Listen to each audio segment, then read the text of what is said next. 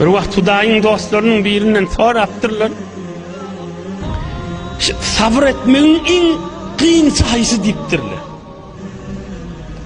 Sabr etmek diýdik jydanmakda. İň sabry ki Hudaý söýmeye, iň sabry ki gaty bidirek zat, sabry ki gaty garanky, sabry ki iki dünýä adamy owurraýt diýe Allah'dan daşlygyna sabr etip gelmek dipdir. Şu günah işin içinde gidip be, hemen gowa adam bolmallaryň diýene şu günahın içinde Hudaýdan daşlyga sabr etip gelýär dipdir. Iň sabryň bidirek işi dipdir. İýdi de ýok dipdir. Bunu Müslüman adam eşitse her yerlerde eşitse gowy düşünýändir. Müslüman adam bir günah edenden soň öýüne gelse özü darygyp ýürek kyçygyny bilmeýär. Tüs iman naşa.